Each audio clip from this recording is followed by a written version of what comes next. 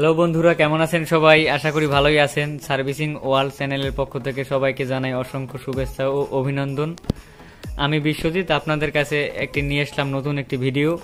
এখানে দেখুন আমাদের সিআরটি টিভি আছে। এই টিভিতে আমাদের চ্যানেল একদম ক্লিয়ার না। এই জায়গায় আমাদের চ্যানেল একদম ঝিরঝির আসতেছে আর ভালো আসতেছে না।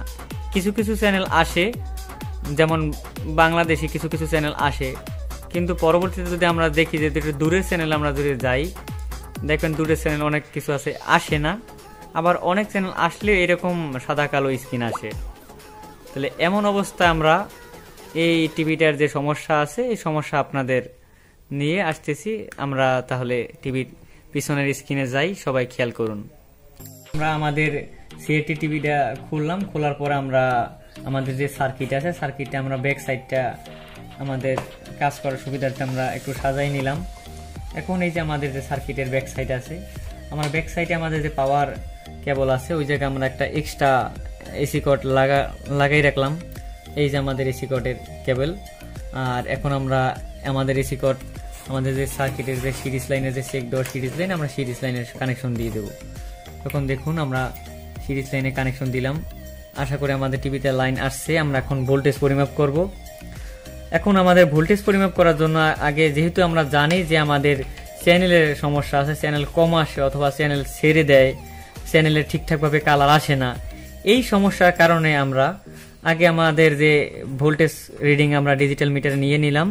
এখন আমাদের যে মাইনাস আছে, মাইনাস বোর্ডের সাথে অথবা চ্যানেল বক্সের ভিতরে আমরা লাগিয়ে নিলাম। আমাদের যে পজিটিভ সাইড আছে আমাদের হাতে আছে। তো এই সমস্যার কারণে আমাদের তিনটি সমস্যার কারণে এই সমস্যা হয়। যেমন এক নম্বর আছে আমাদের যে এই চ্যানেল বক্সে ভোল্টেজ মিসিং হলে। এরপরে 2 নম্বর সমস্যা আছে আমাদের এই যে আমাদের যে মেমোরি বক্স মানে মেমোরি এসি আছে 8 পিনের, এই মেমোরি এসি যদি খারাপ হয় তাহলে এই সমস্যা হইতে পারে।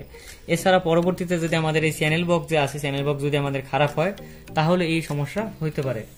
তাহলে আমরা আগে আমাদের ভোল্টেজটা চেক দিব, আমাদের ভোল্টেজ ঠিকঠাক আছে কিনা।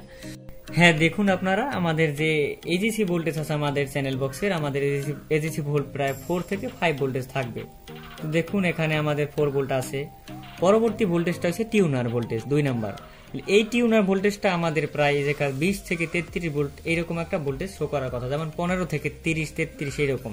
এক এক টিভিতে এক এক রকমের সার্কিটে এক এক রকম ভোল্টেজ শো করতে পারে। তো এখানে দেখি আমাদের ভোল্টেজটা কত আছে। দেখুন আমাদের এখানে মাত্র 3 ভোল্ট আছে। এখানে মাত্র দেখুন এখানে মাত্র 3 ভোল্ট আছে। এখানে থাকা দরকার এখানে কমপক্ষে 15 থেকে 30 ভোল্ট। তো এখানে আছে মাত্র 3 ভোল্ট। তাহলে এই ভোল্টেজটা আমাদের মিস আছে। তো এই টিউনার ভোল্টেজটাই সবসময় আমাদের বেশি মিস হয়ে যায়। এইরকম সমস্যা যদি আপনারা পান তাহলে অবশ্যই আপনারা দেখবেন যে এই টিউনারের ভোল্টেজটা মিস আছে। এই জায়গায় প্রায় আমাদের ভোল্টেজ আসার কথা কমপক্ষে 15 থেকে 33 ভোল্ট আসার কথা, কিন্তু আসে এই জায়গায় মাত্র 3। আমরা পরে ভোল্টেজগুলো চেক দেই। পরবর্তীতে পিনে ভোল্টেজ আছে আমাদের, এখানে আমাদের আছে ভোল্টেজ থাকা দরকার হালকা আছে। পরবর্তীতে আমাদের ভোল্টেজ আছে 1 ভোল্ট আছে। পরবর্তী আমাদের 5 ভোল্ট থাকার কথা, একদম লাস্টের পিনে 5 ভোল্ট। আমরা দেখি এখানে আমাদের ভোল্টেজটা 5 ভোল্ট আছে। এরপর আমরা আমাদের যে সমস্যা আছে, কাঙ্ক্ষিত সমস্যা আমরা পাইয়ে গেছি। আমাদের এই যে টিউনার ভোল্টেজ, এই টিউনার ভোল্টেজটা আমরা এখানে আমাদের 3 ভোল্ট আছে। তাহলে এই 3 ভোল্টেজটা আমরা দেখি আগে কোথা থেকে আসছে। আমরা যদি আমাদের সার্কিটের দিকে তাকাই, আমাদের সার্কিটের যে 3 ভোল্টেজটা আমাদের যে আসছে, আমাদের যে 3 ভোল্টেজটা আসছে এই যে আমাদের সার্কিটের এই 2 নাম্বার পিন। 2 নাম্বার পিন থেকে আমাদের এখানে যদি আমরা খেয়াল করি, আমাদের ভোল্টেজটা আছে 3 ভোল্টেজ। তো দেখুন আমাদের এখানে আমাদের 3 ভোল্টেজ আছে। 3 ভোল্টেজ, এই ভোল্টেজটা আমাদের সরাসরি এখান থেকে এই দেখুন এই যে এখানে একটা রেজিস্টার পাস হয়েছে, একটা রেজিস্টার পাস হয়ে আসছে এই সাইডে। দেখি এই সাইডে কত ভোল্টেজ আছে, ওই ভোল্টেজ 3 ভোল্টেজে আছে। এখান থেকে রেজিস্টার পাস হয়ে একদম সরাসরি সোজা হয়ে ও গেছে এদিক। দেখি এদিকে কত আছে, এই 3 ভোল্টেজে আছে। তো এই রেজিস্টার পাস হয়েছে আবার এই রেজিস্টারের সাহায্যে, এখানেও আছে 3 ভোল্ট। এখান থেকে একদম ভোল্টেজটা আবার এই একটা রেজিস্টার পাস হয়েছে, এখানেও আছে 3 ভোল্ট। এখন এই রেজিস্টারটা পাস হওয়ার পরে এই বরাবর আমাদের এই লাইন একদম এখান দিয়ে আসছে, একদম আসার পরে এই জায়গায় আইছে। দেখেন এখানেও আছে 3 ভোল্ট। কিন্তু এখানে 3 ভোল্ট আসার পরবর্তীতে এখানে আবার একটা রেজিস্টর পাস হয়েছে, এই যে রেজিস্টর এখানেও আছে। যদি আমরা মিটার ভালোভাবে ধরি এখানে ওই 3 ভোল্টের মতোই আমরা পাবো। এই যে এখানে 2.3, তাহলে এখানে আমাদের এই যে 3 ভোল্টের মতো আছে 3 ভোল্ট, এখানে হালকা ডাউন 3 ভোল্টের মতোই আমাদের আছে 2.9। এখন এখান থেকে ভোল্টেজটা আমাদের এখানে আরেকটা রেজিস্টর পাস হয়েছে, এখানে আছে দেখেন 32 ভোল্টেজ। কত ভোল্টেজ আছে? 32, কিন্তু এখানে আছে আমাদের কত? মাত্র 2.9। এখানে আমাদের এই রেজিস্টরটা খারাপ আছে, এই কারণে আমাদের এই 32 ভোল্টেজটা দেখুন 32 ভোল্টেজ, এই 32 ভোল্টেজটা আমাদের এখানে যাচ্ছে না, এখানে যাচ্ছে না, এখানে যাচ্ছে মাত্র 2 ভোল্ট। এই রেজিস্টরটাই খারাপ। পরবর্তীতে যদি এই রেজিস্টরটা খারাপ যদি আপনার ভালো হয়ে থাকে, এই পিন ধরে আপনার আস্তে আস্তে আসতে হবে এদিকে।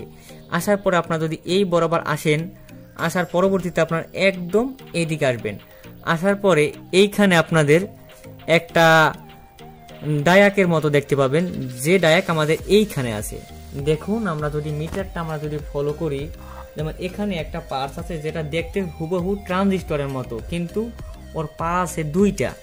এই জায়গা আমাদের এই পার্সটা আছে, এই দেখেন এখানে আমাদের ভোল্টেজটা থাকবে। যেমন এখানে যদি আমরা সম্পূর্ণ এই সাইডে না, সরি, আমাদের ডায়াকটা থাকবে এই সাইডে। এই যে দেখুন 32 ভোল্টেজ আমাদের আছে। এই জায়গার সাংকেতিক চিহ্নটা যদি আমরা ভালোভাবে খেয়াল করি, দেখুন এই যে আমাদের সাংকেতিক চিহ্ন আছে, এই যে এখানে অবিকল, এটা দেখতে ট্রানজিস্টরের মতো কিন্তু আসলে এটা ডায়াক। তাহলে এই ডায়াকটা 2টা মানে ডায়োড মিলে তৈরি হয়েছে। আমরা যদি এই ভোল্টেজটা আমরা এদিকে দেখি, এদিক থেকে ভোল্টেজটা আসছে এদিক, দেখেন এখানে ভোল্টেজ 32।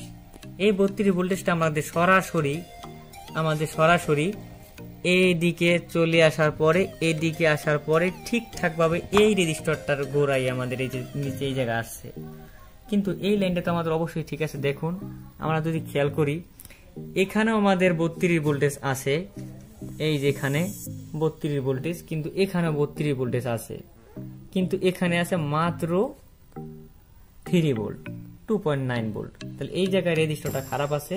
আমরা পিছন দিয়ে এটা বুঝতে পারলাম পরিমাপ করার পরে।